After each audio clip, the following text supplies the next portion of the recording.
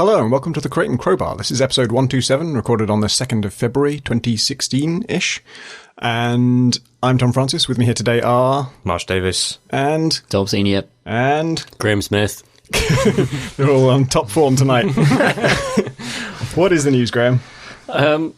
There's many game releases, but the only one I'm really interested in is the release of Crusader Kings 2 Conclave, which is the new DLC for Crusader Kings 2, but it also comes with a patch, which just is free to all users. And my coworker Alice at Rock Paper Shotgun pulled out some particularly fine patch notes, which I've taken a photo of with my phone. Eunuchs can no longer use seduction focus. Fair. Blind chancellors should no longer look inappropriately at your spouse. Being pregnant now gives you a -2 personal combat skill modifier. Nice. Your eunuch sons will no longer get the serving maids pregnant. A fix that should stop the humans giving birth to horses. No longer blocks female horses from being on the council. What? Well, which is just what? Why? That seems like the opposite of a fix. Muslims, unless they are sinful, will no longer die from poisoned wine. Oh my god. What was the horse one again? The game no longer blocks female horses from being on the council. There must be a historical precedent. Well, wasn't there a horse made a consul in either Greece or Rome or whichever. How dare a strategy game not simulate that particular event? I don't know what relevance that has to, European history post the 13th century, whenever. There's a regiment of the Welsh army that have a goat as sort of their mascot, but also just as a soldier. He has a rank. And they just 2 weeks ago introduced a new goat. I guess their old goat must have passed away, but I missed that news story. Maybe died on the line of duty. Yeah. So he's like a private now or something like that in this Welsh army. Paraded down the street wearing his finery. Very good. You don't want to be outranked by a goat. You don't want your spouse to be ogled by a blind man. But that's it. That's all the news there is. Excellent. The other news is that lots of games came out, as you mentioned. There's loads that came out, and then there's loads that are about to come out. And there are enough that came out that I still haven't played Homeworld, annoyingly. I was really excited about that before it came out, and then right after it came out, The Witness and Tomb Raider came out. And at least 3 of us have been playing both of those things. Have you played either of those things, Graham? I haven't played either of those things, no. What have you been playing? I've been playing The Division, or Tom Clancy's Destiny, as it ought to be called. I'm not sure if this was always the case, but it's quite Destiny now. The Division, if you don't know, is a third-person cover shooter with MMO bits set in a New York, which I think is disaster-struck as a result of some sort of disease or virus or plague. Yeah. Transmitted by money, I believe. Is it? Oh, God. Yeah. Okay. Oh, topical. And it's beautiful to look at. New York looks fantastic. It's all covered in snow. There's burnt-out cars everywhere, but beautiful. The lighting is really nice.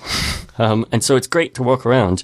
But although it's a cover shooter, and although you have machine guns, and it's a Tom Clancy game, and you're kind of, doing a vaguely Rainbow Sixy, or at least Splinter Cell-ish things, you're hiding behind low walls, popping out, shooting grubby-looking men in hoodies in the head and stuff like that. It borrows a lot from Destiny in both its structure, but also in its combat in weird ways. Or the weirdest being that, Destiny is based around you kill a bunch of grunts, and then there's maybe like a kind of boss character who's got more health points, and you just have to pump them full of bullets in order to take them down. And that sort of works in Destiny when you've got laser guns and what you're fighting against are giant aliens. You can imagine that they would, hold up against that kind of assault. But when it's just another man in a hoodie, but this one has a name, it doesn't entirely make a great deal of sense that you just have to shoot them 50 times rather than everyone else who takes about 15 times. And it sort of undermines a lot of that game's fantasy that's being communicated through the art style and through the fact that it's got relatively realistic guns. Like, I haven't dug into it enough to know if the machine guns are actual machine guns with actual names or anything like that, but they're certainly modelled to look like you're using a Colt M4A1 or something like that. But there's nothing to signify, why is this hoodie guy any stronger than the others, other than one of your little NPC mates will yell out, "Kill the leader! Kill the leader!" I think leadership just makes you strong. Video games have taught us anything. It's that the higher you rise in an organisation, the more layers of armour are added to your skin. I am much harder to take down than anyone else at RPS. This is true. But that aside, there's lots I like about it other than the world. Like, it's the beta that's, I think, just ended today, went on over the weekend, only had a single story mission on it. But the idea is that you're part of some sort of special military group brought in to try and bring order back to New York. But the hook of the story missions that you're doing is that each one gives you something that allows you to improve your home base. And so I think it's like New York Public Library or something like that. And the story mission that's in the beta is you arrive, it's derelict, it's full of shit. But then you go to Madison Square Garden and you rescue a medic. And she becomes the head of your medical wing, and her kind of one wing of this building, kind of the models update, so it's a bit cleaner and a little bit tidier. And then that's like a path that you can play down in the story missions, is to do stuff to get her more medical equipment to like pad out your base. And so everyone's doing that same chain of missions. Yeah, so your base is unique to you. But they're all the library. Yeah, but they're all in the same place. So it's like, it's that kind of thing of it's like Destiny. It's a bit MMO-y, but really it's all just instanced stuff. Yeah. And it does like a really good seamless job of, as you're walking around the world, you'll just see other players run by, you'll turn a corner and it will spawn some little looting grunt men for you to shoot and kill, and maybe other players will be fighting against them and you can help them out and you get little side rewards for that. And the other thing it's got going on is the Dark Zone. If you enter the Dark Zone, that's an area which is still, I guess, contaminated with whatever money virus has caused everyone to be poisoned. And the effect of that is that's the area where it's PvP. The money virus allows you to kill other players, whereas everywhere else they're just immune to your gunfire. Right.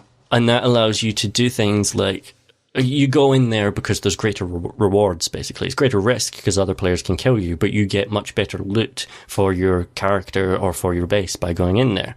But in order to extract that loot, you have to call in an extraction, which basically sends up a flare in the world that every other player in the vicinity can see. So what it's trying to do is incentivizing you to go in, not on your own, but with a team of friends. So you and 3 or 4 other players go in, try and get this loot, and try and hold off other players with the risk that you might turn on one another in order to get the loot, the lion's share of the loot or something like that. Like in that video where the guy does that and it makes you think, I don't want to play this game because it just seems like we'll all fuck each other over. What that video I think did a really poor job of communicating is that that's just one area of the world, and it seems like that's probably the most interesting part of the game, but there is, a vast other part of the game where you don't have to do that at all, where you can just either solo missions or co-op missions where there is no PvP. And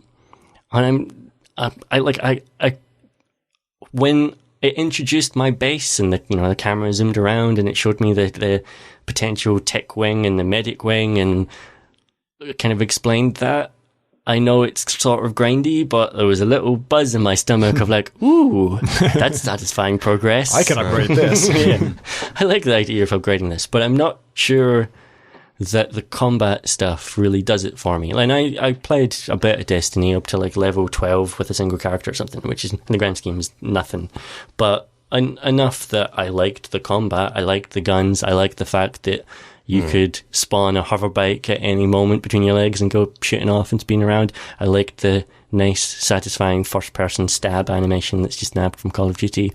You're very mobile in that game, aren't you? I mean, the combat in that game is going to be more dynamic than it is in The Division because you've got crazy guns that do lasery stuff and other things. And The Division, as far as I can tell, has no facility for mounts. and it's third person, so it's immediately less satisfying in terms of any melee stuff that it might do, and it's quite realistic weapons with quite unrealistic damage, which means there's no satisfying headshots or anything like that. So it's an odd mixture of a game that I almost really want to play, but almost think I'll probably just get bored by level 6, probably. Yeah, without good shooting, the rest is pointless for me. That's the point. It's Diablo for me, and I'll go in there with my friends and kill some men in hoodies. But if that crunch isn't there, that moment of satisfying cooperative kind of head popping, the rest is moot. This is why would I grind away getting slightly better contaminated gloves and shoulder pads, which add kind of incremental percentage improvements to my ability to resist damage or target things or recoil. Very boring kind of stat progression. The RPG side of it felt very unsatisfying to me, the bit I played. Whereas in Destiny, you know, if a gun gets a certain roll, then, you know, it could just refill your clip at the end of having shot a guy. It does magic things, because magic things are allowed in that universe. And every time you fire a gun in Destiny, it feels amazing. Headshots feel incredible. And, you know, depending on the race you've just headshotted, they've got a completely different animations and kind of dynamic to that. My species explodes like this. Killed thousands of them. And I will kill thousands and thousands more, and it will always be satisfying, that moment. And that's the Bungie magic of you know, having made Halo for so long, and just knowing how to do that. And for me, there's absolutely none of that whatsoever in The Division. Like, every interaction with the world for me felt flat. I hate the interface, which is just a total... Really? Yeah, I couldn't stand it. It's just... They've built this beautiful kind of ruined New York, and then drawn fucking lines all over it, just meaningless lines. And, you know, an objective marker is fine, but I don't need a floating line that it hovers in the sky and points me around corners to it. I certainly don't need my like health and ammo and grenades and medkit stats in a big rectangle just to the right of my character, bobbing up and down as he jogs along.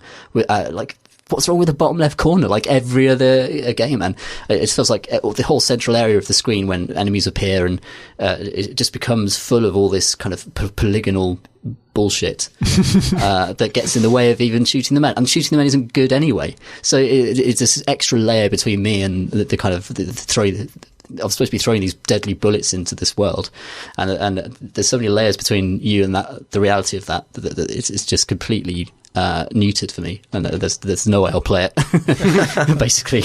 And I love the idea of it, and if it was a kind of a really high lethality shooter, cooperative shooter closer to DayZ, I would have been well into it. But all of the kind of MMO bullshit they put in there, and all necessity that those environments aren't big enough to fill them with a lot of enemies. So in Destiny, you have these big wide open areas, and the dropships can swoop in and drop a dozen guys. Yeah. And there could be a dozen guys over here. They can only be like 3 or 4 guys in a street in the Division.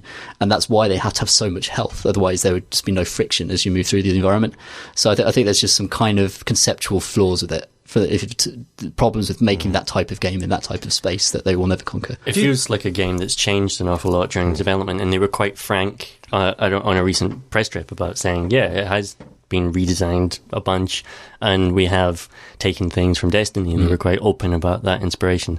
Because it doesn't feel like the combat looked when it was first revealed at E3 like 2 or 3 years ago now, where it did seem more Splinter Cell-ish, like not DayZ, but you know, a few shots take down a bad guy kind of thing.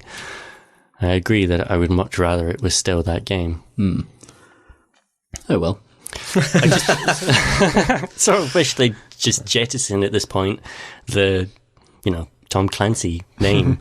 Just call it, keep The Division, because that's all anyone ever calls it anyway. No one ever's going to call it Tom Clancy's The Division, and make it a bit sci-fi. Have it be that your lore, you know, of the virus, it's an alien virus now, and you know, now we've studied the aliens, and now we've got super powered laser weapons and mutant guys. You know, make it Left 4 Dead. Why can't it just be Left 4 Dead?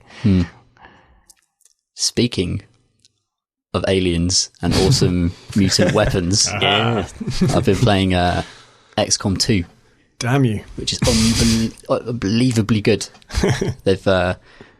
I think they've absolutely nailed it in a way that I've could never have hoped they would. I read in a Steam update that splashed on my screen and the screens of probably 125 million people that you said that we'll play it forever.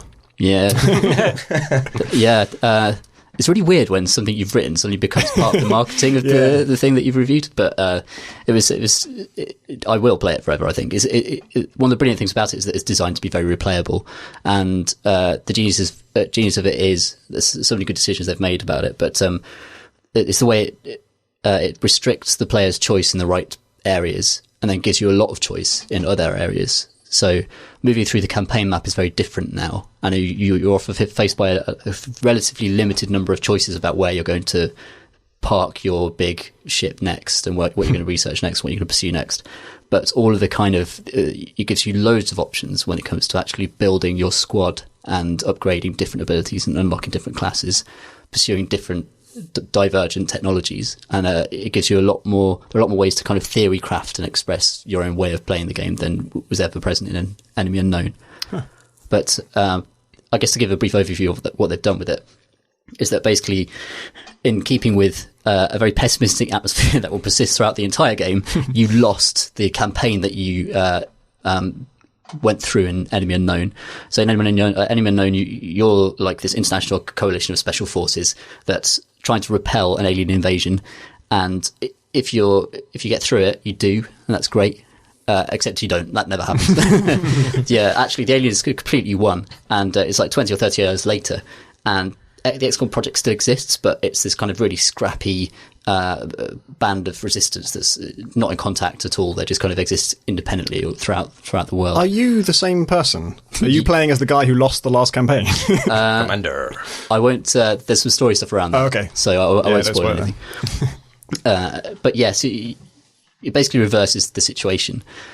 So instead of being in this stationary base and having loads and loads of people and the world's resources at your hands, you're in this recovered flying alien spaceship with loads of different kind of stories to it. And that's where you literally have one scientist and one engineer and one guy called Central who doesn't do anything. He stands exactly between the other two. And you're down to just dozens of people, and maybe you have 10 soldiers. And it's about building up from there and moving from place to place, establishing contact with adjacent territories, making contact with resistance groups, protecting them when the enemy counterattacks, then following through with story missions. And occasionally you'll get like a choice to hit one of 3 locations, and that will damage the aliens in some way. And those choices of combat or mission, you always have about 6 or 7 at any given time in the campaign, even though you have this big global map, and you might expect there to be a lot of decisions to be made on that map. Actually, they've really, really focused the campaign and where you go and how you progress into this incredibly streamlined path that doesn't feel like it's restrictive. What it's actually done is they've just stripped away all of the busy work that you are always doing in strategy games. So you choose. Time is still, and you choose to spend time in certain locations. So you plant yourself on top of this resource bit, and you'll say this will take 3 days, and the timer ticks down quickly 3 days. And during that time, you could be interrupted by alien attack. Research can be completed, and etc. But you actually choose where your time goes, and you can never have everything. It's all the time you're making these very important choices between I need these alloys, or I need an engineer, or I need to pick up this other guy, and you're always sacrificing all the time. Every single move of the game is sacrificing, and it puts you into this. It's incredibly tense. It felt to me like I was always on the edge of just a downward spiral that would destroy me, and the enemy design is extremely punishing in ways that I literally thought. There's no. I won't actually describe them because you have to encounter them for yourself and be screwed over by them. So actually, it's part of the fun on your first campaign. But where I just threw my hands up and said, "This is impossible." There's this one, just this single individual unit who wanders into the screen, who is just berserk. The things they could do, it's just broken. There's no way. This is fucking. I had like. Such a short time to review this, and I was like, I'm just not ready. I can't do it. I just can't do it. And I've played the strategy games all my life, and this thing is like, how could they put this in? It's bullshit. What? And then 6 hours later, I know how to pop them now, and it didn't take you 6 hours to defeat the one thing, right? No, it fucked me right up immediately. It was kind of an ambush scenario as well. The way it actually comes into the fight, you're kind of pursuing other objectives when it appears, and then it's like, oh crap! It's they've put a boss fight in XCOM, and then it does the thing that God of War does, where that just becomes an actual enemy that you're now going to face from now on, and there's this continuous escalation. That's just ahead of, for me, my technological and kind of my skill at playing the game. Like, I was always slightly behind the game in a way that was very, very exciting and always very, really good. And they've improved almost every aspect of it. So levels and missions are procedurally generated. The maps are really, really exciting and varied, and lots of kind of vertical variation. So in urban areas, we get like 3 or 4 story buildings with like city streets full of beautiful futuristic cars. These things can be set on fire and they gradually crumble over time. And, there's the structural integrity now to the buildings where if the building's on fire and you're in that area, your units can fall through the floor because the floor is just kind of burning away, and they'll take damage. And all these kind of incidental accidents can happen all the time that throw you off your plan. They've absolutely killed it. There was something strange about XCOM Enemy Unknown where before you properly understood it, you could easily screw yourself because your funding was based on the number of satellites you launched. And to launch satellites, you needed some money, and you also needed to dig out some space to plant some control centers or whatever for the satellites. And all that took time. And if you hadn't done it, at the point that you realized you needed to have done it, it was already kind of too late and you're just in this downward spiral. And so it was always about like the better. You had to get on all that stuff that's important right away. And then if you did that, you'd be on good footing, and the game kind of got easier and easier. And if you didn't, it would just get harder and harder and destroy you. Is there anything like that? Have they kind of fixed that spiral problem? Yeah, they've fixed the spiral problem, but they've kept the equivalents of those. There is a sort of equivalent to satellites. It's not the same at all. But so you have to, it's this constant expansion you have to do where there's a doom bar at the top of the kind of strategic layer. A delicious ale. It's counting upwards to this unknown catastrophe, and it goes up quite slowly. But the way you get it down is by destroying the bases that are kind of fueling it. And it will place these bases will be uncovered gradually, but there'll always be like 1 or 2 territories away from where you are. So it's pushing you outwards into the world and kind of making that a resource concern. But because you can see the timer, it's not like satellites, which was a very invisible way of screwing you over. Yeah. So you've always got a lot of turns, and you've always got a lot of kind of time to make the risk reward decisions. Like, when am I going to consolidate? Am I going to push out? And that's the central kind of tension of XCOM 2 actually is do I sit here and improve myself, or do I stretch forward and risk everything? And that carries through to their equivalent of the terror missions, which are called retaliation attacks, where similar to Enemy Unknown, the aliens, there are a load of civilians on the map, and the aliens will be moving across it, and you're moving across it, and you're trying to rescue them, and the aliens are trying to kill them, and you get some of the most surprising horrible enemy units turning up for those missions. and they roll around between like 3 and 6 weeks, so you never quite know when they're going to hit. So it creates this brilliant kind of, you can predict things to a certain extent with the Doom Bar or with the kind of these retaliation missions, but there's always that uncertainty. Like, you can never quite be certain, and it's always this brilliant feeling of being unsettled and desperately striving for things. And that even filters down into the tactical layer, where there are a lot more missions where you have to reach something or hack something, and you've got a tight term limit. And if you don't get it within that time, obviously the objective fades and you don't get any of the rewards for the mission. But there's this, because you have to move faster, you'll be much more easily punished. So it gets rid of this thing that everyone used to play Enemy Unknown by just being very conservative and putting everyone Overwatch and moving like 2 guys forwards and then leapfrogging them. But it's always thrust pushing out of your comfort zone with objectives this time around in a way that's really horrible, but really dramatic. So the systems-driven drama and strategy games, I think it's unbelievably good. What was your favourite soldier in your campaign? I resurrected Sergeant Balls from my Enemy Unknown playthrough. Excellent. But he died almost immediately. Oh, no. So I was hoping he would be the one. All is lost. You were supposed to be the one, Sergeant Balls. But no, actually, it ended up being Sarah Connor. so you could recreated a badass version of Sarah Connor. And she was the new classes are great.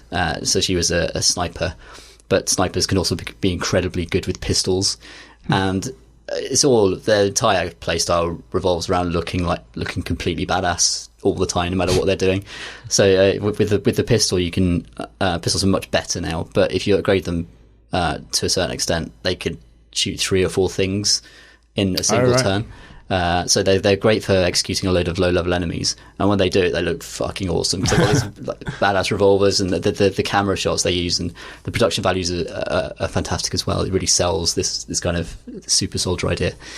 Yep, she was awesome. She died. She died as well.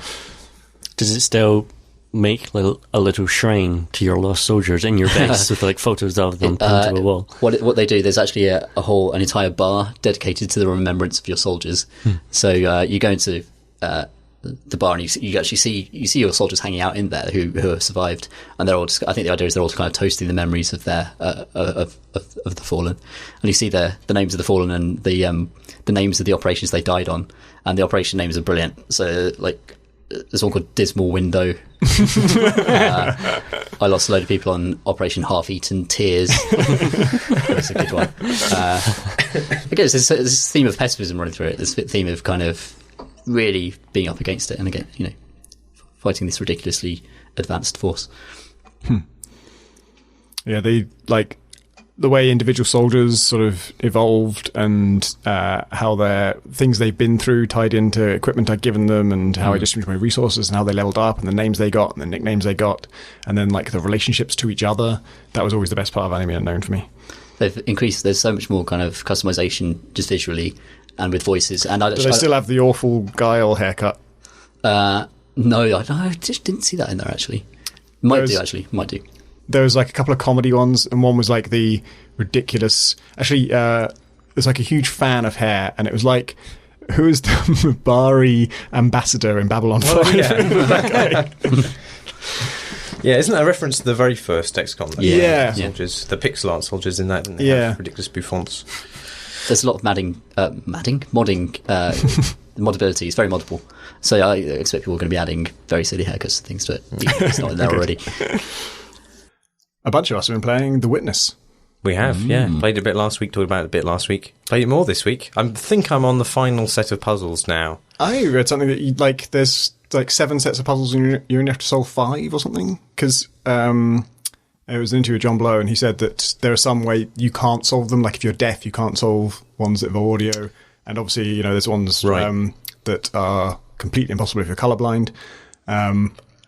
And so maybe you don't have to do them all. That's certainly true in certain areas where I think you have to solve a puzzle in each area and unlock the laser cannon for each area. But I think you don't need to solve all the puzzles in an area to unlock a laser cannon, which is why I was telling you. In fact, I was surprised because I did like half the puzzles in one area and it unlocked the laser cannon. I was like, what the other half do? I spent ages working through them laboriously and then just do anything. It's like, fuck. But is that the castle with the mazes? Yes, yeah. That's good to know, because I one type of puzzle in that, I looked at them, I did one of them, and I was like, and then there's a bunch more, and I just thought, I don't want to do more like that. I really like those puzzles. That's the weird thing. It's interesting hearing people come away from this game, because other people reported that they hate certain puzzles. I really like those ones, and the ones they really like, I loathe. I really hated the ones where you're building bridges out of mazes. Yes, puzzles. I hated that as well. Oh my god. I stopped playing at that point.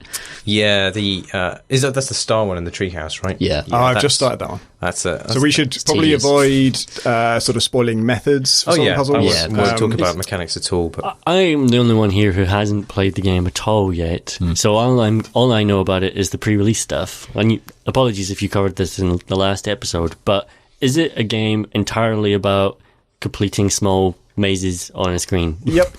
Okay. Pretty much. It's got like so that's your input method. That's how you input your solutions. And in many cases, there's a lot of puzzles where there'll be a maze, and you got to get like every panel has a beginning, sometimes several beginnings, and an end, sometimes several ends, and you have to draw from a beginning to an end, satisfying certain rules, and the rules are what change with each thing.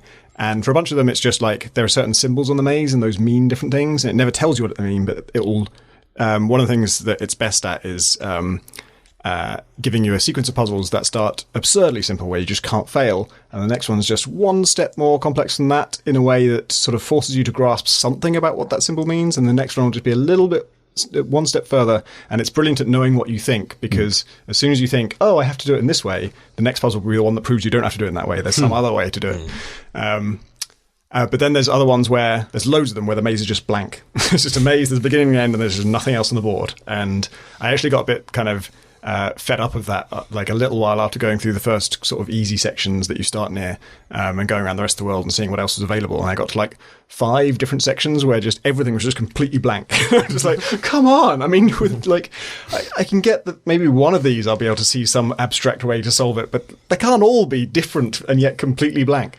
But they are. But luckily there are. It's weird because the structure of it is it's one big open island, and you can go to any of these sections. There's, I think, 7 main sections, and each one will have sort of about 20 puzzles in it. I guess more than that, because it's apparently there's 600 puzzles in the game in total, but there's also a large number of kind of secret or sort of one-off puzzles that just are lying around. There's one series that feels like a running joke to me, because for the most part it's really well balanced, and the difficulty is very well defined by the structure. So the first puzzle in each sequence is easy, and then it builds up gradually. But every now and then I just find a puzzle panel just lying on the floor, and it's always just got like one symbol on it that I still don't really know what it means, but it seems like, oh, I guess it looks a bit like this thing, so maybe I just do this, and I do it, and it just goes bing, and it's not plugged into anything, it doesn't seem to do anything, and then like 20 minutes later I'll find another one just lying in the grass, and it's a bit different but basically the same, and I just do it again and it goes bing. I guess I feel good about this, I guess I'm doing the right thing, but I don't know. I guess maybe that's nice if you're stuck and wandering around. Yeah. Find a little thing like, look, you can do this. There are definitely times in this game where I would have loved a puzzle lying on the ground that I could just do. But yeah, it's weirdly, compared to Braid, which I love, Braid has, I think, maybe 2 puzzles in it that I don't like, that I think should either have been drastically different or not in there at all. And the rest of it's just super consistent, and just every puzzle is so well judged and genius. And this has so fucking many puzzles, and they're very different, not just in, now you have to change your brain in this way, but just sort of, some of them are intellectual, deep thinking ones, and then some of them are just incredibly shallow. They're just sort of very trivial thing that you just have to do again and again. And one of them, there are some where just you do something. His claim that there's no filler and that each puzzle introduces a new concept is extraordinary to me, because I don't want to give a worse impression of the game than I have, because I really like it, and it's got loads of great stuff in it, easy enough to justify your the $40 price or 30 quid.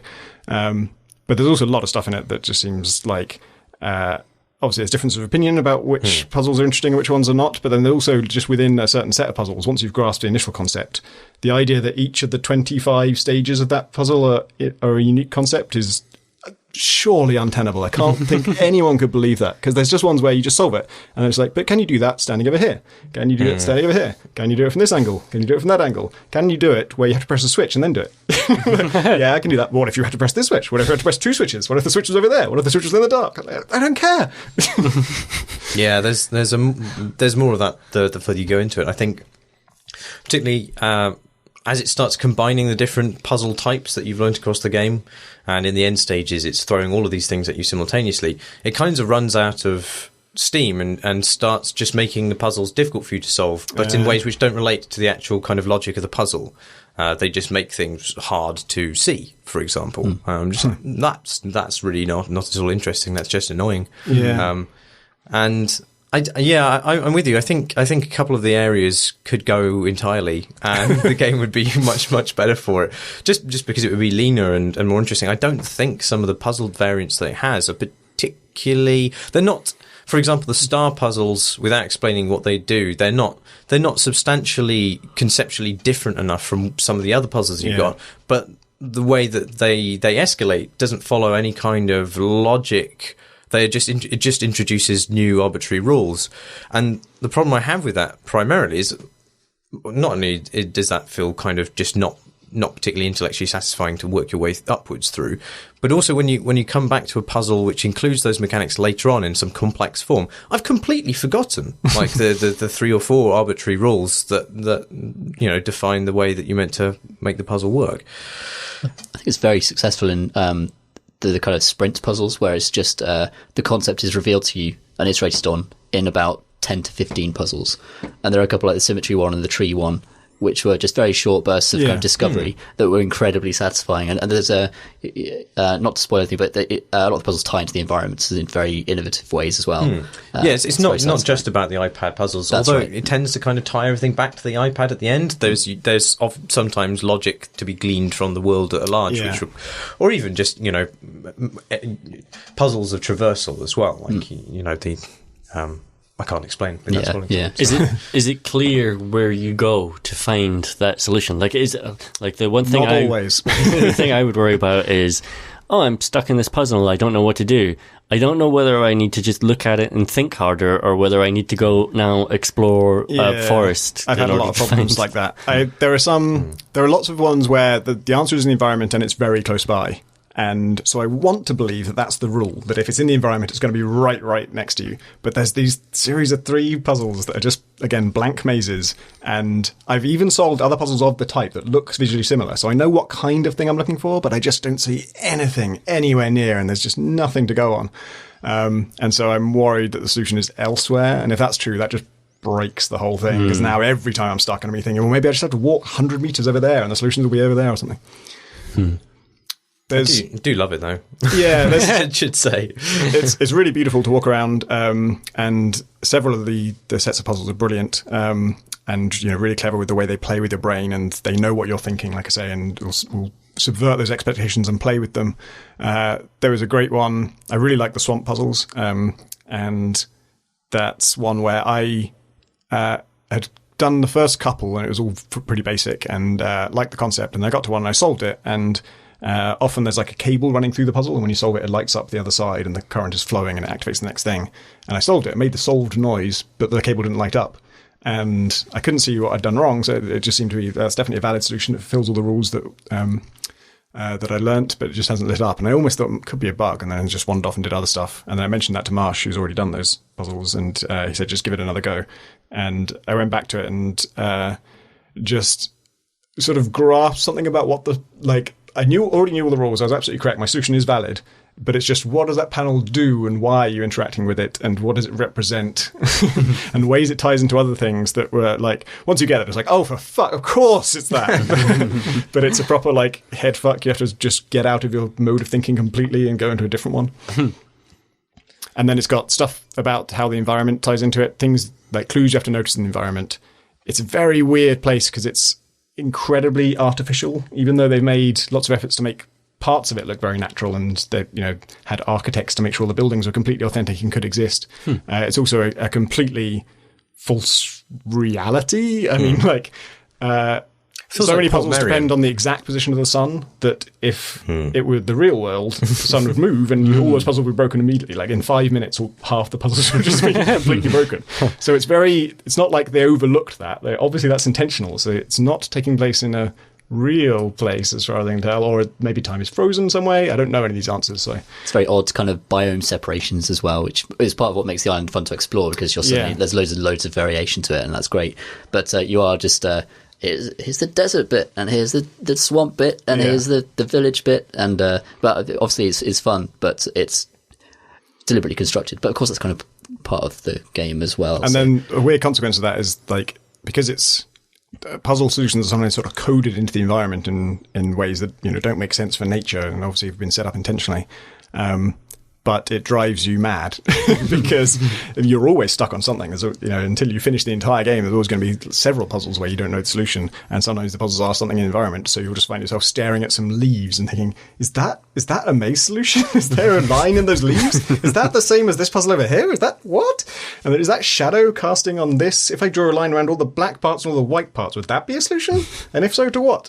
And you want to think that, I've just lost it. I've just lost my mind. This game has driven me crazy.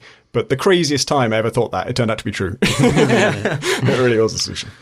I think I wish I'd gone into it having not read or heard anything its creators had said about it or claimed about it. And also, so this entire podcast has been a spoiler.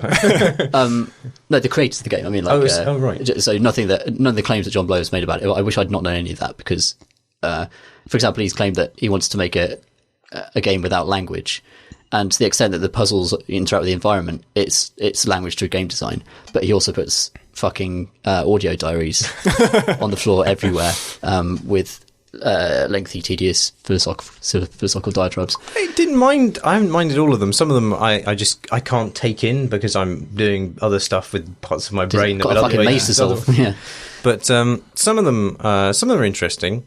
I don't really know that the point that he seems to be driving towards, which is some kind of meditation on the pursuit of knowledge in general, or perhaps God. Who knows? Definitely God. Well, lots of God stuff in there. I haven't found much God stuff. Okay. I haven't found all the diaries, presumably, but there's you've got to get to the God zone. It's all in there. I haven't been there yet, but that's quite interesting. Perhaps it's an unnecessary appendage to what is otherwise just quite a robust puzzle game without many higher aspirations than that. But I think some of the things that those philosophers / scientists say about pursuing knowledge does turn out to be germane to the puzzles at hand. Like there's a long meditation on what it is to be Zen, and part of I can't forget which. Branch of Zen Buddhism, or it is that advocates this, but part of it is to set yourself impossible problems, conundrums that cannot be solved, and actually the joy is to be found in some kind of persistent state of perplexity.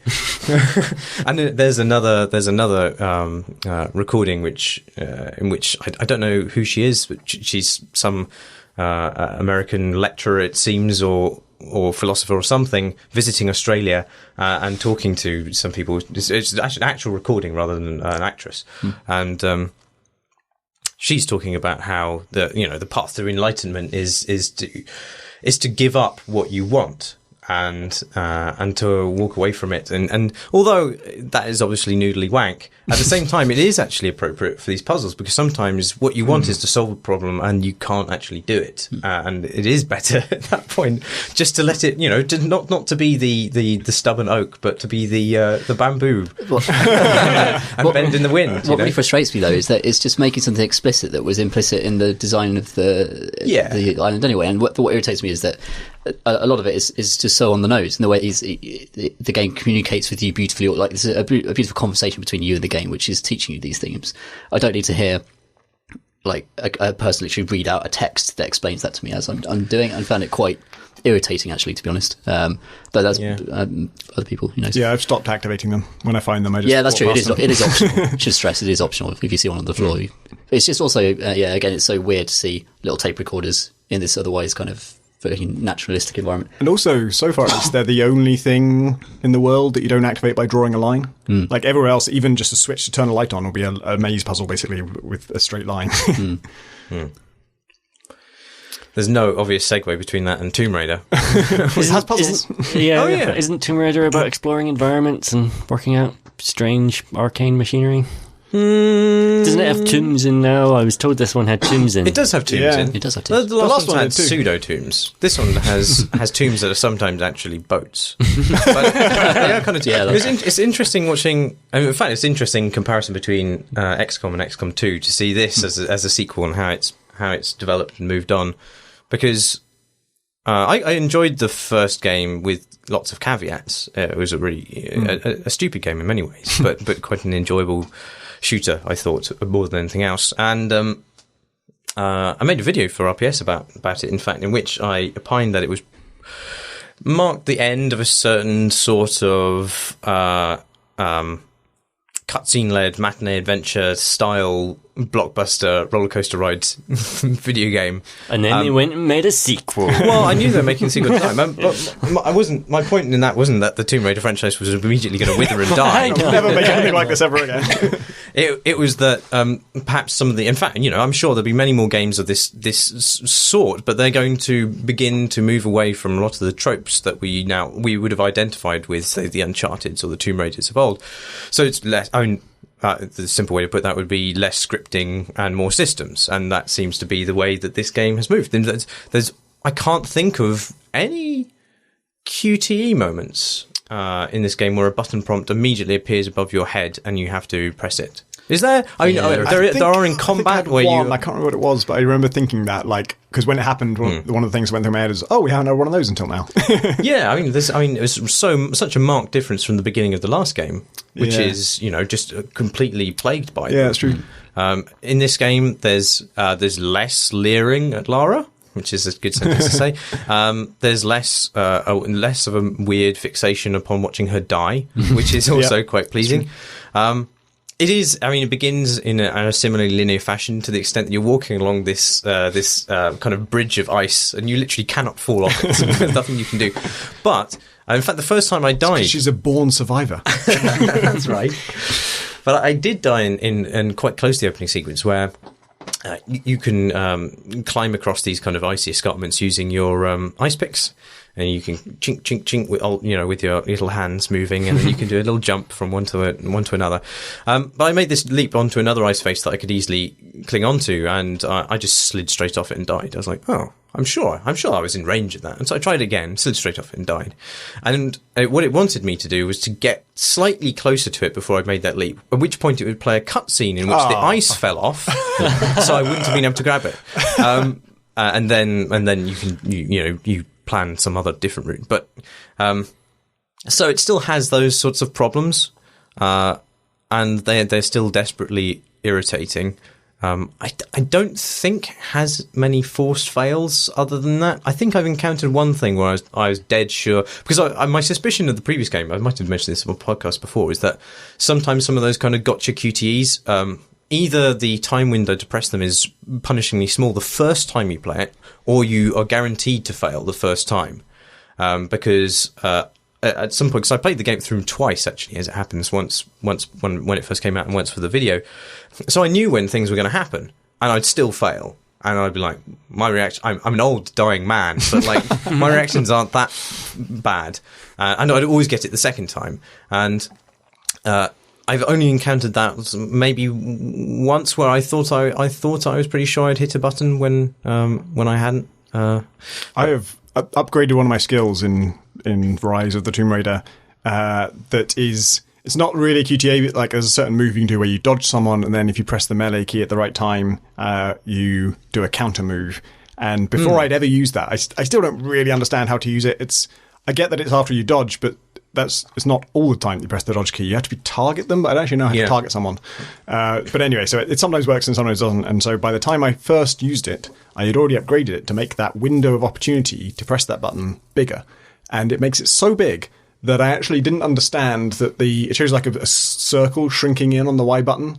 And so the success zone, I now know, is kind of shaded in grey, but the success zone filled the entire circle that it was being shrunk. And so I thought I had to wait until it hit the Y button and press that, which it turns out is more or less the only way I could have failed it. Like, it's so easy that you can only fail if you wait until it hits the Y button. Yeah, so I think the dodge counters have to be on screen, and I think now the markers appear next to the bad guy in the world rather than just on the screen. Because sometimes I'm dodging away from somebody and the camera will be facing away from them, and I'll be pressing the dodge button, but nothing's happening. Huh. So I think I don't know. I'm what it is. I'm really liking it in general. I thought the intro was way better, and had much better like cinematic pacing. It cuts back and forth between sort of Lara and London and your icy adventures, and then a Syrian adventure. I'm not sure Syria is really where semi-mystical adventure series ought to go at this point in time. It even makes a completely bold reference to the crisis in Syria at the moment. You see kind of a city being bombarded in the distance. You're like, well, I don't think about that. Tombstone Raid.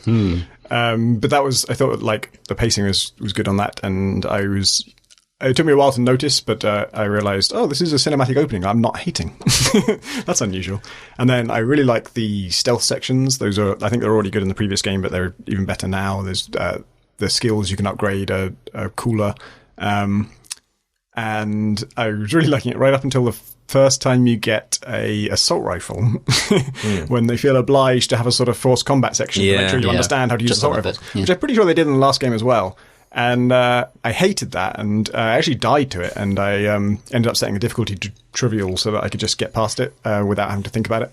And I just didn't want to use the assault rifle at all, and you kind of can with the bow, but it's obviously easier on easier difficulties. And then it keeps throwing in those forced combat sections where there's two things that are offensive about it. One is that I'm forced to do out-and-out combat, whereas stealth is not an option. You can't avoid it. It's like the Mirror's Edge thing, where there's some kind of barrier that you can't get past until all the enemies are defeated, which was famously unpopular in Mirror's Edge. And then also the other bullshit thing is that the reason that it has to be all-out combat is because they've already spotted me when the scene starts, but there's no, like, realistic explanation for that. Like, I am hidden, and then just suddenly everyone shouts, "Oh, she's behind the mural," or that she's in front of the mural, and then when you die and restart, it will spawn you in front of them, like just out in the open in front of everybody, where I think it must expect you to have been when that scene started. Right. And that's when when they're shouting, "She's by the mural," the position that you start in is, I think, where they think you are. But so your actual actions have no bearing on how the combat encounter goes. And then I've just been hating the combat so much. I remember actually quite liking it in the last game. And I realised it's probably because I'm playing with a gamepad this time. And so I'm 10 times worse at it than I used to be. Yeah. And in the old game, I just remember people were going on zip lines across these. I do think the areas were bigger and more open than I remember from the ones I've encountered so far anyway. But I remember people going along zip lines and me headshotting them with perfect bow shots and just having a great time doing that. In this situation, there's just 3 people in a room with a load of cover, and I'm struggling to take them all out before they kill me. And it's no fun. But I think that's mostly because I'm using the gamepad. And secondly, because I didn't buy the shotgun when I had the chance.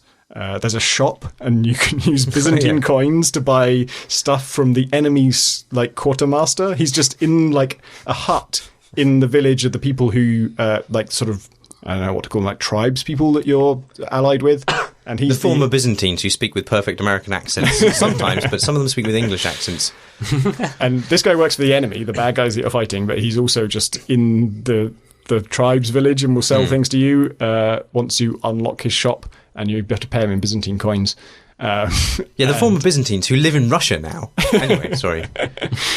But they had a shotgun for sale, and I could afford it. But the other thing for sale was a crafting tool, and you need the crafting tool to do anything better than a tier 1 upgrade to any of your weapons. So I knew that was a vital thing I had to get. So I had to save it for the crafting tool, didn't buy the shotgun. And then later on, you just get a crafting tool for free. And not having a shotgun. You should get a shotgun later as well. Really? And so I haven't got to that point yet. And so I've got an assault rifle, which I hate, a pistol, which I hate, the bow, which I like, but only in stealth situations and not really in the middle of combat with 3 different people. And so the only thing I like is my climbing axes. So I'm kind of just I've upgraded all of Lara's worst, nastiest skills. The ones where she can brutally axe murder people and brutally axe murder 2 people at a time, brutally axe murder armored people. And the last fight, it was really pissing me off, and I've just sort of decided to just axe murder everybody. And so I ran past everybody at first, and then just found a little ledge to hide on, and then the only way they could get to me was by walking out on this ledge around the pillar that I was hiding behind, at which point I can axe murder them. And so I just axe murdered 7 people in a row. And I actually thought, it was next to one of these columns that you can read, I think it's Russian text in this case. And obviously, when you're near it during combat, it keeps telling you, too dangerous to read column, and won't let you read it. And so I didn't want to read it anyway, but I was pressing the button that activates it, and killed these 6 people in a row. And it was kind of out of combat at that point, so I thought, great. I'll read this column. Started reading the column, and then more people are zip-lining in from the ceiling and dropping down, dropping smoke grenades and stuff. And Lara doesn't stop. She carries on reading the thing and starts giving her opinion about what this person meant. Yeah, you get into a good book.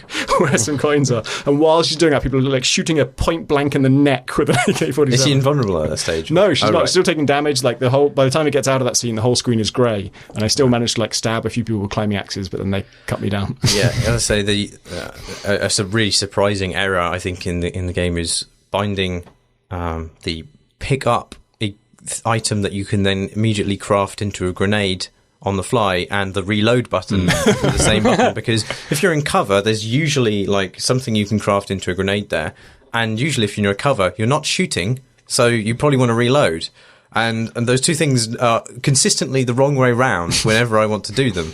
And it's just inexplicable why they put that on the same button. The optional tombs have been amazing this time. Yeah, really cool. Like every time it warns you when there's one nearby, which is both kind of absurd, and I can imagine some people hating it, but also works really well because A, means you find the optional content, and B, just because it says on screen optional challenge tomb, when you're doing it, you can't help, when it's impressive, you can't help reflecting and think, wow, this is all optional content, that's amazing. So they get way more credit than they really deserve from me, because even though they told me where it is and like told me to go there, when I go there I'm like, that's amazing, you'd make all this extra content just for me. But they're like huge impressive spaces with massive unique art pieces. There's one that's like a sort of giant organ built into a mountain by hollowing out these massive columns of rock, and they're all really like distinctive. I was near a mine recently, and when the mine was dug out, they sort of happened upon a tomb, and they'd looted all the artifacts they found and stockpiled them, and so the whole tomb, in inverted commas, was actually kind of a giant mining area, and so that was like unique and cool. And it was so big that after I'd done it, I couldn't find a way back to the critical path, because no matter how far I went along the mine in the direction I thought I came from, I knew that I took a branch off to go down here. So I didn't know whether I was back on the critical path yet and I should carry on in the direction I was going, or whether I need to go all the way back. But they're like massive spaces.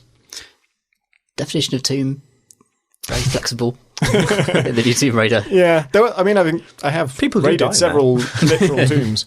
A lot of the tombs were empty, but they were tombs. I love how... So, I can't remember if this is true in the last one, but... No, I think in the last one you used to get, like, submachine gun parts from the tombs and stuff. But this time, you sort of read ancient texts a lot of the time. You sort of open this... They have this special kind of book thing where it has an armoured cover, and you have to prise that open and then read the book inside. And Lara will say something like, oh, it's a treatise on the... on nature and the joys of understanding it. And what that means is that trees now glow gold when I walk near them. Yeah. Like it converts whatever ancient philosophy it is into just a really crude skill for Lara. Did you like the historical artifacts that you could pick up and rotate? Yeah, now when you have to discover secrets about them by just looking on the back of them. like real archaeology, as you turn it, when it rumbles, that's when you need to keep looking at that point. Oh, I've got rumble off, really so I haven't learn been stuff. Oh, yeah. As you're rotating this kind of... it's always on the back anyway, though, so you don't really need the rumble. Yeah. So it's like this tin an old Soviet soldier had, and you turn it upside down, and then it'll add an extra line about that tin. It's probably owned by a soldier. Lara finds a flask, and she rotates it a bit, and she's like, "Oh, it's half full." I was like, "Wow, what a secret that is!"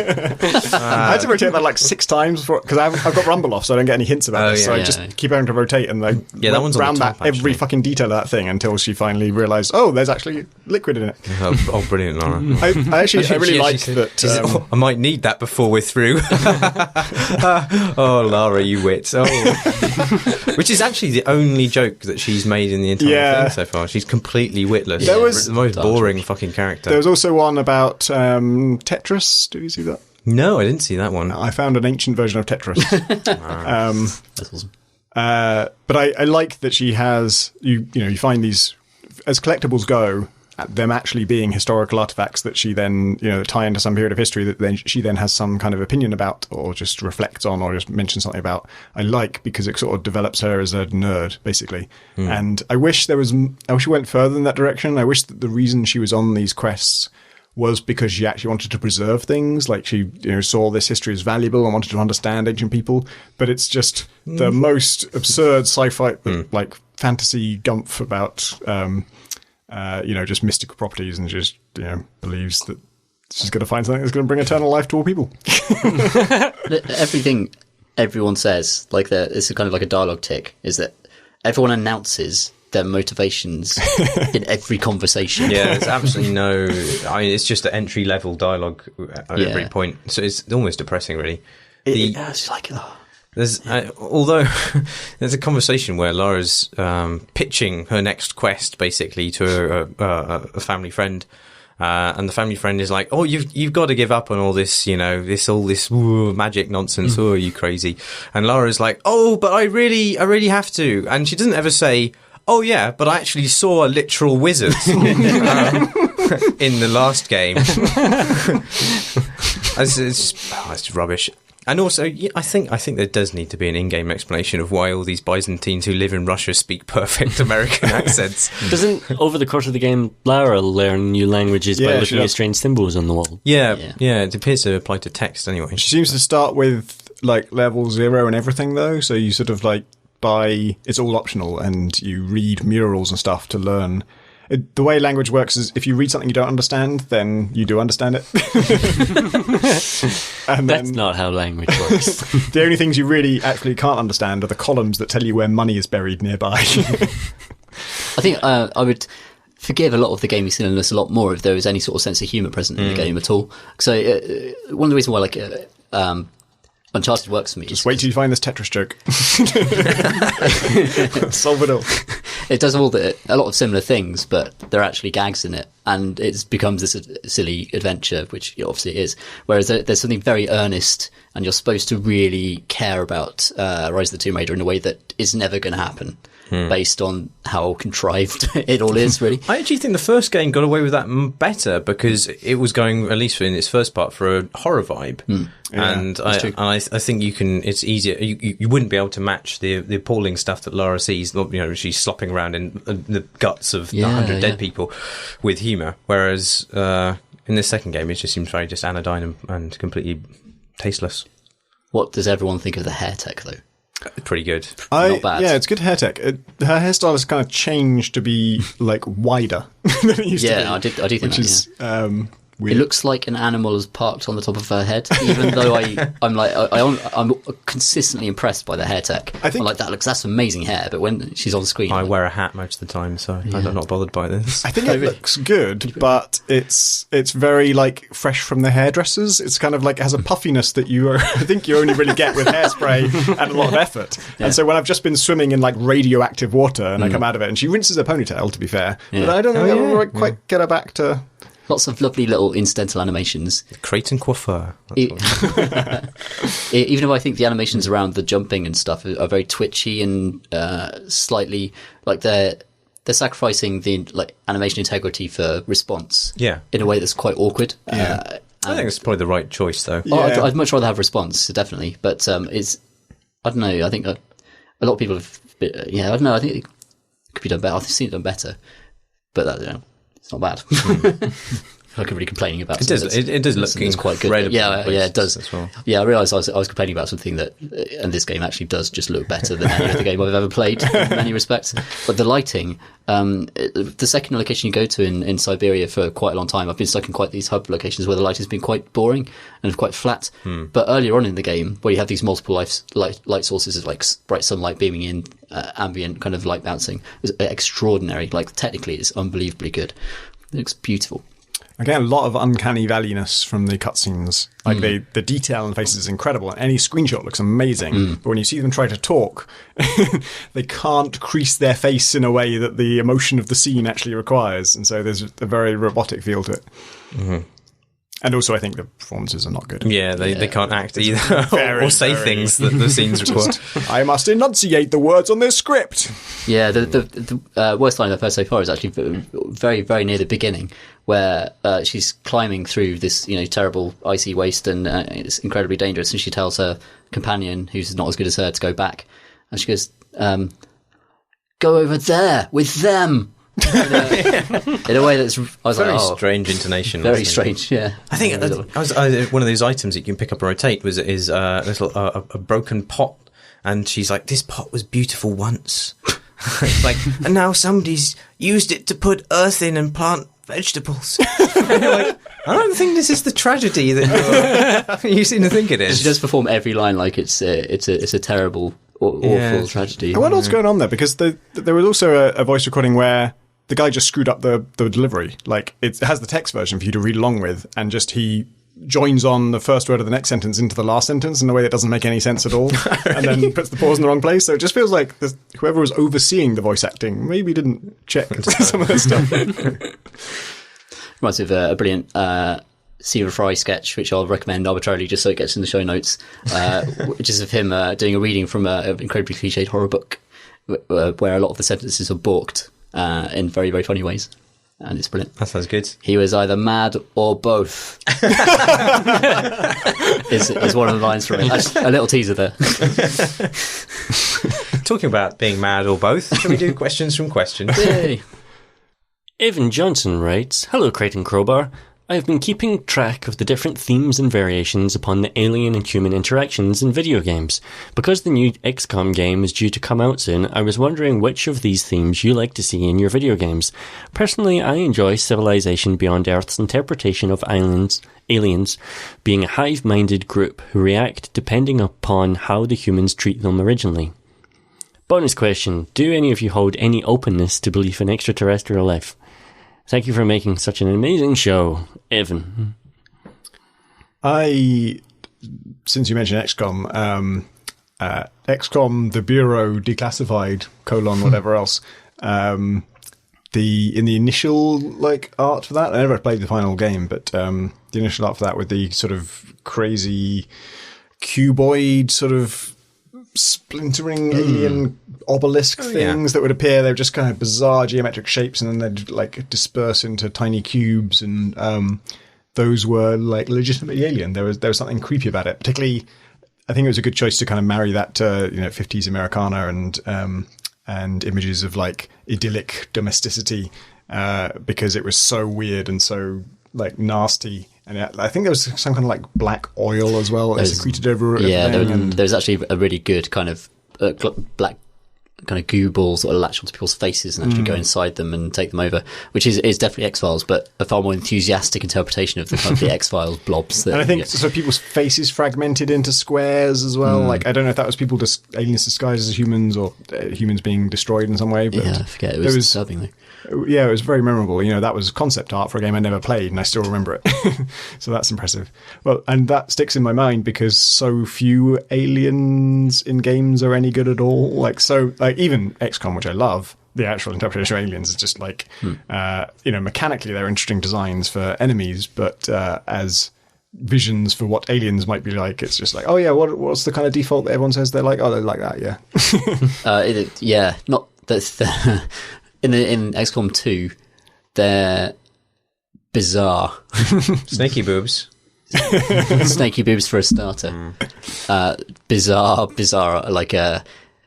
how these things formed an alliance. So there's a kind of psychic control idea to the XCOM thing where actually the real aliens are just co-opt subspecies and draw them into their armada, which was part of the first game as well. But a Combine. Yeah, pretty much. But without any of the much sillier than a Combine. But I won't spoil how. Actually, I mean, the Combine deserve a mention, I think, for being just the idea that that it's not one alien race, it's a bunch of alien races, and there's this sort of the things you're fighting are actually just slaves in the same way that they want you to be slaves. And Half-Life 2 in particular, the human enemy or semi-human enemies that you're fighting are just sort of converted humans, and there was a nice practicality to that. I remember reading the art book, or I guess just the sort of behind the scenes book, Raising the Bar, and talking about the design for the Combine soldiers, and how they were sort of sick of giant shoulder pads in Space Marines, and they just sort of looked at what practically is best for body armor and what areas you actually need to protect, and it ends up being this kind of just puffy suit, basically. And yeah, they're sort of unifying humans and aliens under this sort of meta force that's enslaved them all and has converted them all from their original form. So the Vortigaunts you fight are, wearing special harnesses and stuff. Was kind of interesting. Black head crabs. Yep, those are probably not an original idea, but probably the best example of that idea most sinister example of that idea I can think of in games. Yeah. Can you think of any really weird alien concepts from games? Because they're so often so conventional. There's just so many games that are just about, they look a bit like insects, mow them all down, including Half-Life. Yeah, giant fucking ants in that stupid ant bit in episode 2. No, I think it's... Damien writes, "Dear Kookaburra and Cockatoo, g'day from Australia. I was reading a review for XCOM 2 which commented on the science tree. Being a man of science, it got me thinking about how advancement in science or technology is represented in games. Scientific discoveries in the real world have often been unintentional, e.g. penicillin, and certainly could not be placed on time and budget constraints if advancement X or Y had to be achieved with 100% certainty.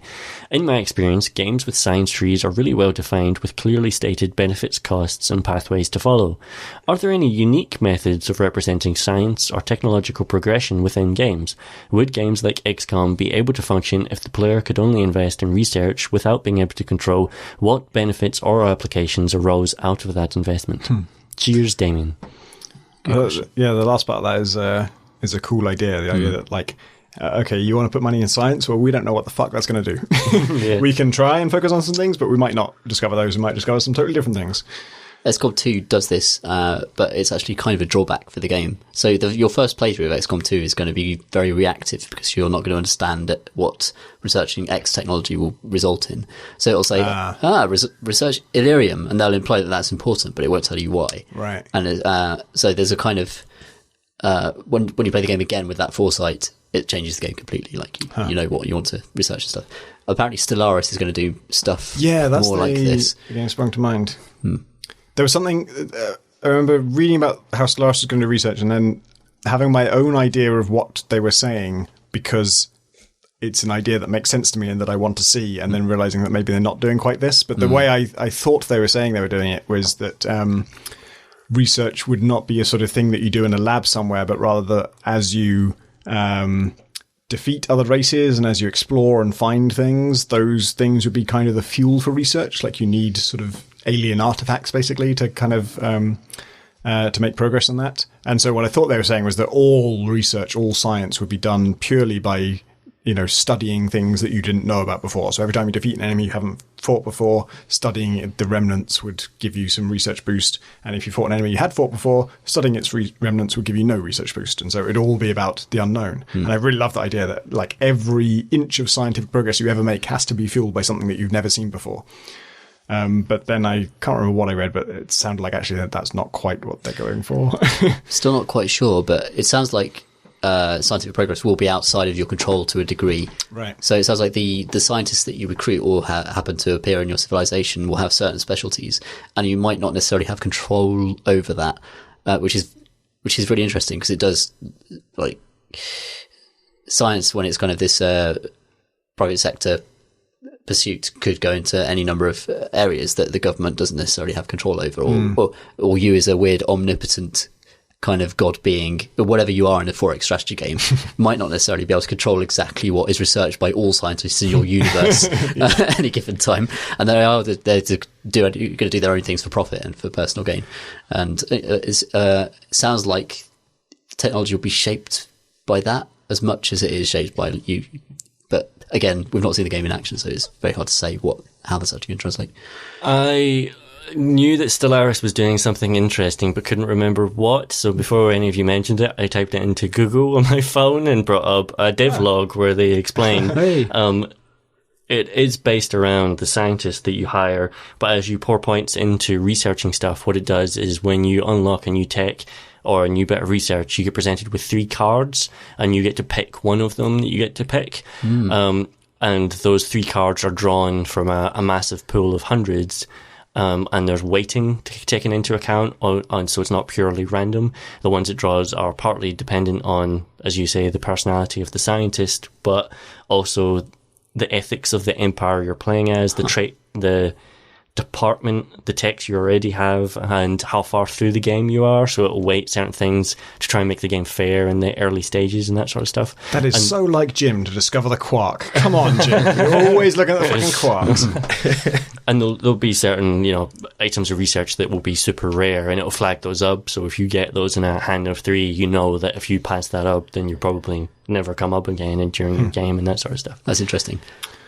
Galciv 2 sprung to mind because although it does have a traditional tech tree and you do just work towards things that you already know what the advantages will be, every now and then you'll sort of, as you explore anomalies and stuff, one of the perks that you can get from those will just be that the thing you're researching right now, you just complete it immediately.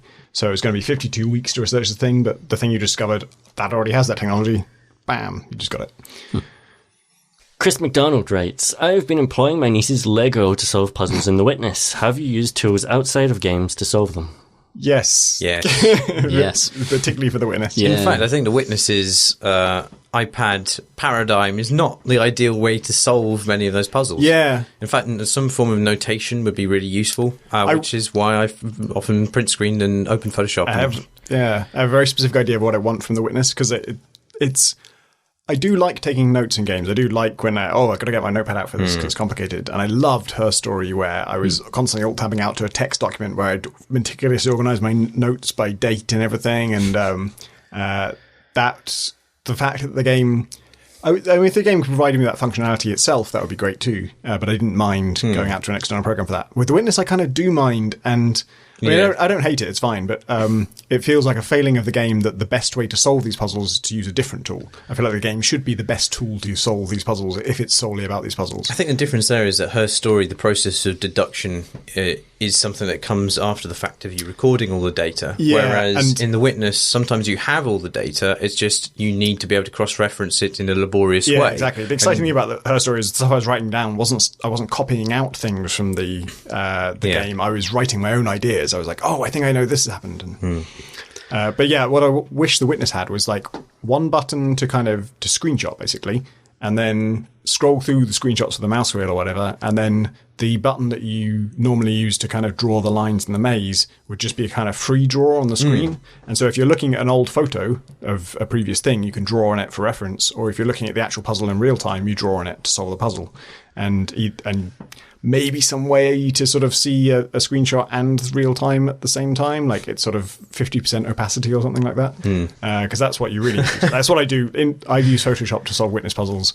First I was using OrphanView, like you, Tom. Yeah. And for some of them it's fine because I just want to draw on the solution. Because that's the thing that I think is a flaw, is that Photoshop or Paint or any paint program is a better way of testing solutions and trying things out than The Witness itself is, because it's just awkward to, get your cursor around the lines the right way, and then when you make a mistake, it's harder to undo it in that than it is in a paint program.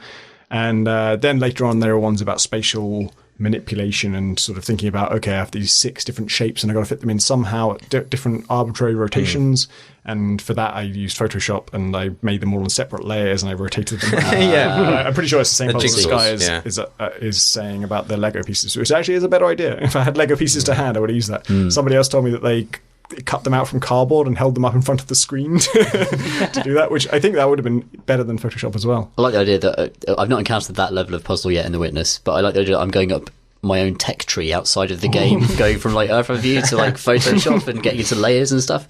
But that is also dumb. I would say that Legend of Grimrock is a very good example of this tradition where there's no map, but it's a very kind of, the topography is very simplistic, kind of grid-based dungeons, but you're encouraged in certain modes of that game. I think you can have maps if you want them, but you're encouraged to map them out online. People do this on lined paper all the time. They're here's the switch, and here's the kind of, and people take a lot of there's a tactile pleasure to actually mapping things out for yourself. That's actually quite nice. Yeah, I do like that. I think the reason I haven't used a notepad in The Witness is just that so much of the work would just be copying out what's on screen, and so it just feels silly because I can just take a screenshot. Like, drawing endless it's not like chessboards. If you're in the maze and you're walking around the maze, then you need to draw it out to be able to visualize it. But The Witness shows you all the information on screen most of the time, and so you just need a screenshot of it. Adam Walker writes, I think the bulbs from your bulb problem are silica gel to stop moisture in the packages. I had forgotten that I even mentioned my bulb problem on a previous podcast, so this tweet was a surprise to me. I haven't listened to the previous podcast. What is your bulb problem? I bought a new laptop. I can't think why I would have been telling you this, but I bought a new laptop and in amongst the packaging was just spilling hundreds of tiny little really hard clear plastic balls that just get everywhere. They're just all in my carpet. I'm still finding them all over the place, and I guessed that there was some kind of drying mechanism that was supposed to be in some kind of bag, and the ball bag had burst and the balls had spilled out. Okay. Anders Russell writes, PC-based GM tools, Armour 3's Zeus toolset has a lot of potential, is surprisingly deep, and is fairly straightforward. And as a bonus, you can smite unruly players with lightning and or A10 gun runs. I'm assuming this is also a response to a previous discussion. Yeah, a previous question was asking if there are good PC tools for doing basically DMing, like being a dungeon master and running a role-playing game. And I guess that's being a dungeon master for Arma 3. I've mucked around with them a little bit. They are really cool. Obviously, Arma 3 has a big community just creating custom scenarios, but this lets you basically use some of those same tools while running a live game. So you can have a GM which, spawns a patrol just over the horizon that comes towards you, or spawns a tank somewhere nearby for you to find, or, doing all these sorts of things on the fly, changing time of day, changing weather. I remember cool. Gary's mod has an RPG game mode that is an unofficial mod type thing for it that involves GMing. Basically, it's always role playing, so you're always told what your roles are and what fiction you're living out, and everyone has to kind of play by the rules, and that's led to some cool stories. I always liked Sleep is Death. I don't know if you covered that last time. We did. I'll call out Roll20 as just a very direct DM to player tool. Oh, yeah. Joshua Vorderman writes, you asked which game has the best snow. It's Dirt Rally. You can get stuck in snow mounds or use them as a soft barrier. I agree. I don't know that I love the snow in Dirt Rally specifically, but I love the landscapes and the weather in that game. I'm no good at rally driving whatsoever, but I quite like parking. All rally courses take place in kind of mountainous terrain surrounded by beautiful forests stretching off towards the horizon, and it's just nice to pull up a night map, turn on the rain, and park somewhere looking at some trees. Spend some time with it. It's got a good kind of rain pattering against the windscreen sound effects. Very sort of therapeutic, that somehow. Yeah. Tomb Raider, Rise of the Tomb Raider. I keep wanting to call it Tomb Raider Rising because the last one was Tomb Raider Origins, clearly, and this is Tomb Raider Rising, so they got both the cliches out of the way. Has good snowdrift technology. I said this last week, but I hadn't actually played it at the time. I just remember the E3 demo having some really cool wading through snow stuff. And you can indeed wade through snow, and it does leave cool trails. It doesn't totally make sense. There are some times when you see someone sort of standing in midair because you've actually waded through that snow, and so the MIP mapping or whatever is telling you that it's actually really deep at that point, but the actual game physics is saying that person can stand on the surface of it. Deep snow prevents you from jumping and rolling and stuff. And the sort of like 3 or 4 things that can prevent Lara from running, that hinder Lara's movement speed, are if she's injured, like from a recent fall in a cutscene, that slows her down. If she's wading through deep snow, that slows her down. And then the slowest and most agonizing thing of all is if there's any kind of friendly NPC around. In which case, you are reduced to a crawl and you can barely move because the fucking NPC has to talk to you and it's probably loading the next assets in. Yeah. Good snow in Company of Heroes 2, which deep snow does affect Lara, but it doesn't seem to be in the game that much. Like the game puts in a set piece where it punishes you with a bear. Oh yeah, for going the wrong way. Oh yeah, in a fleeing brutal. Sequence, which was brutal. If you touch the deep snow, the cutscene's over. Yeah, the bear gets you. Did this happen for you? When I killed the bear, and after I killed it, I went over to loot it by hacking open its belly with my pickaxe, as one does, and of course Lara was slightly upset about having to do this. She went, and made some kind of pitiful noise. And at the same time, a pop-up for the game's microtransactions appeared on the screen. I think it's microtransactions. It's something called gift packages anyway. I didn't look into what it was, but I assume it's some kind of cosmetic bullshit. But did that happen? No, I haven't had that. No. Oh, right, okay. I found those things in a menu. I've no idea what they are, but it didn't reward me with gift packages for I'm not sure it was rewarding me. I think it was just telling me about them. Have you guys experimented at all? I haven't played the game, but I've read about it. Have you guys experimented with I think they're called wild cards or something like that? Cards that you can apply that modify the gameplay in certain ways? No. Never heard of that. You can get, I think that there may be DLC things you can purchase, but I think you also unlock some of them through playing, but they're like mutators, basically. You can play the game so that Lara is constantly on fire at all times. Right. Or play the game so that like squirrels increase your hunger if you eat them. Make it so all the enemies are on fire at all times. All sorts of stuff that seems to suggest that there's someone somewhere has a sense of humour about this game. And they're just quite happy to break the canon of it. So there's a menu option that's about replaying missions, and I can't remember what it's called. But Expeditions. Oh, yeah, that's it. Yeah. Because I clicked on that because that sounded great. And then it turned out it was like replay things you've already done, but with a score attack on, or like... yeah, I imagine that's where mutators come into it. And that's all the time for questions that we have. You can send us questions at questions@crateandcrowbar.com. You can tweet at us at crateandcrowbar. That was an @ symbol, not just the word @ and you can back us on Patreon, which is patreon.com/crateandcrowbar. You can join us in the Discord room. I'm almost said that wrong because I've learned recently that there's also a service called Discourse, which is very similar. But we're on Discord, and the URL for that is in our post somewhere. And you can follow us individually. I am at Pentadact, PENTADACT. Graham. I am at Gonnas, GONNAS. I'm Tom Senior at PCGludo.com. I'm at Marsh Davis, DAVIES. Lovely.